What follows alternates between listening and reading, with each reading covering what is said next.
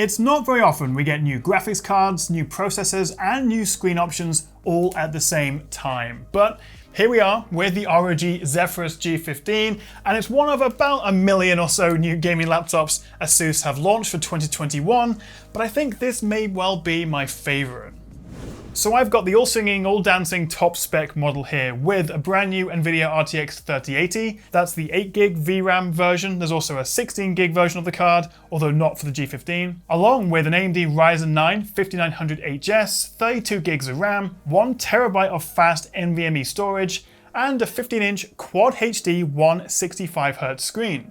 But as you would expect for this spec, it's not exactly cheap. It's £2,600, so probably $2,800 or so. But while I can't wait to show you just how fast this is, I think I'm actually a little bit more excited about the entry-level model, which costs £1,600 and comes with the new RTX 3060 and also a Ryzen 7 5800H. But I think for most people, that'll be the perfect combination. This flagship really is if you just want the best of the best, and crucially, if you want to max out this 165Hz Quad HD screen. And since the 3080 is the fastest mobile card in the world right now, and aside from the unlocked Ryzen 9 5900HX, this HS is basically AMD's top-end mobile chip as well.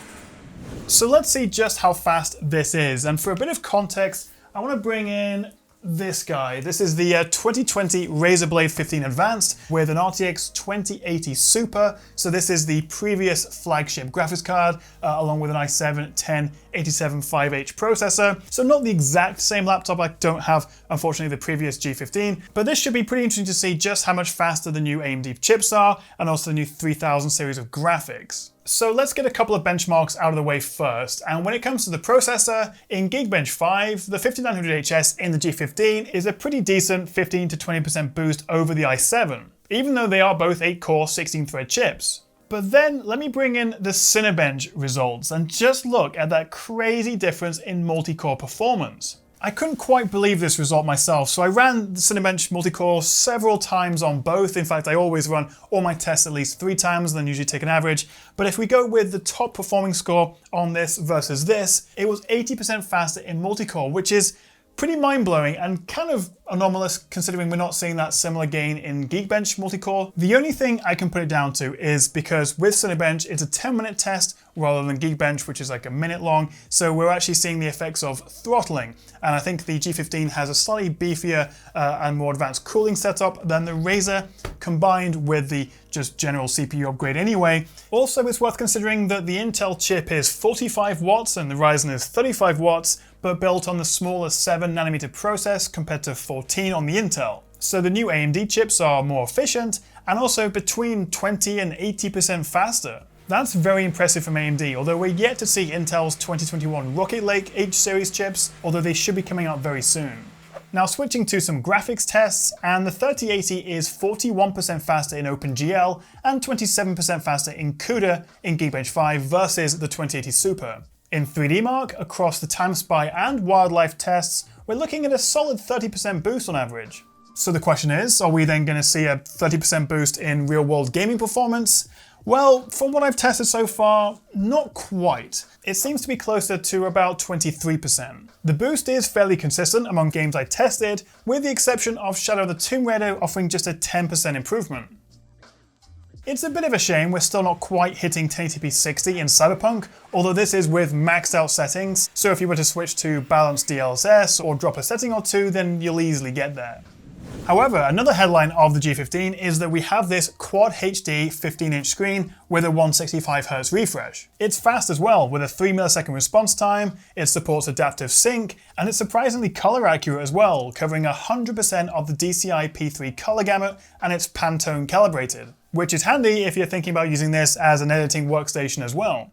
So I think this is a really good balance between that extra sharpness due to the higher pixel density while still having a smoother high refresh rate. Because previously, if you wanted a sharper screen and maybe one that was also a bit more color accurate, then you'd have to go for a 4K panel like we have on the Razer, which, as you guys know, just destroys your frame rate and also your battery life. But the jump up to 1440p does still impact performance. But what's really interesting is if we bring back the Razer laptop, this time I've also set it to 1440p, down from its 4K native res, and it shows the G15 gives us a bigger 28% average boost at QHD compared to 23% at Full HD.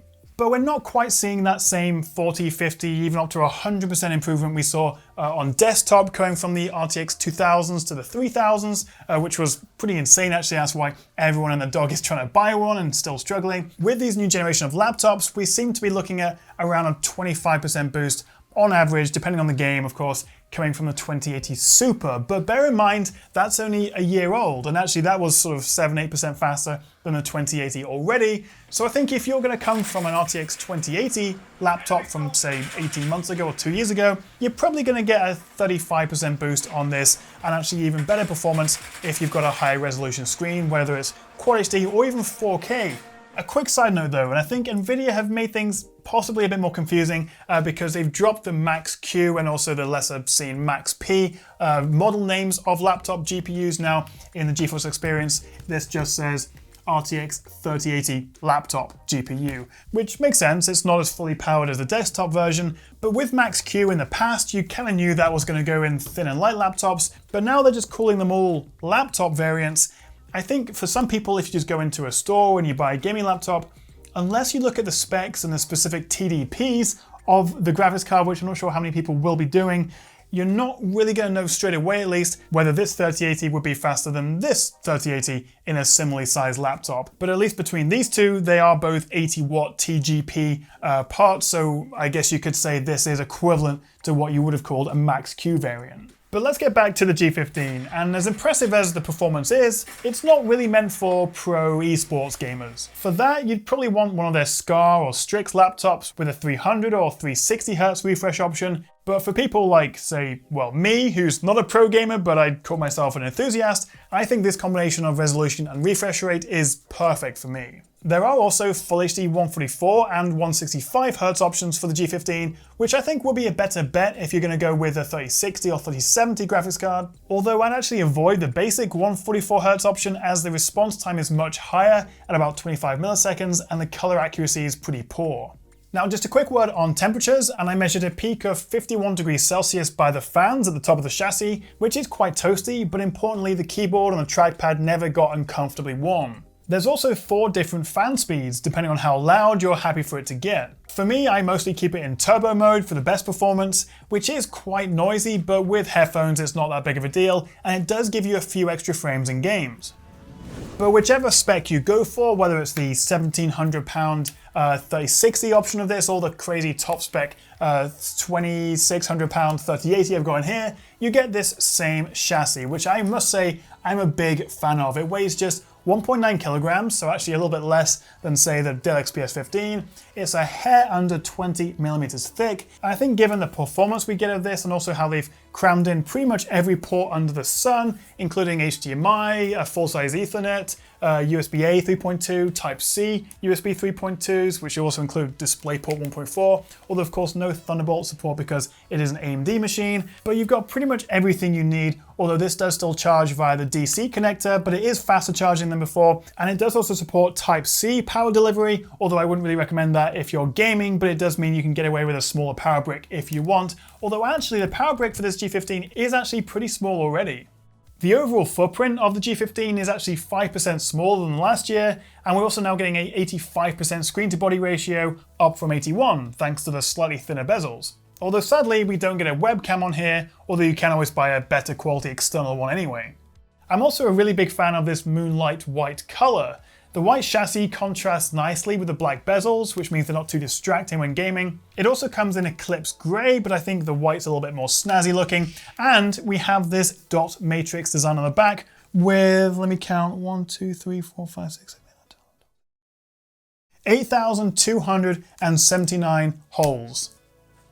We also have this shimmery rainbow color effect. All G15s get this, although we don't have the option for the fancy matrix LED lights on the G14s.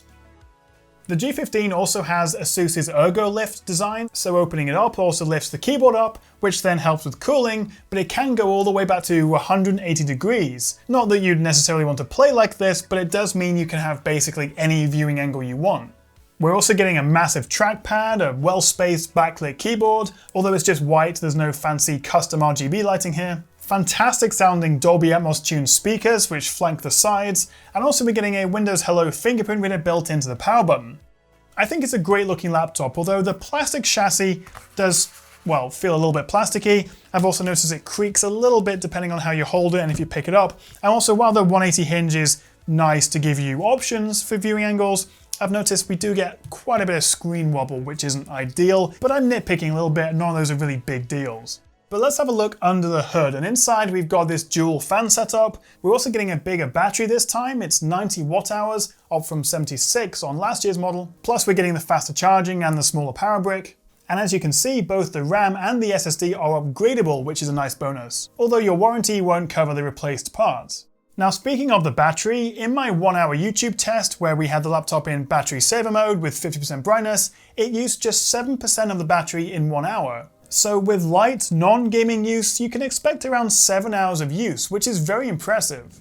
And so that is the ROG Zephyrus G15. What do you guys think? Would you be tempted to buy one of these? I think the combination of the new hardware, the new screens, the bigger and longer lasting battery life, and the slightly refreshed design mean overall it's one of the best gaming laptops I've ever used, and the performance from that 3080 paired with that 5900 HS is just incredible.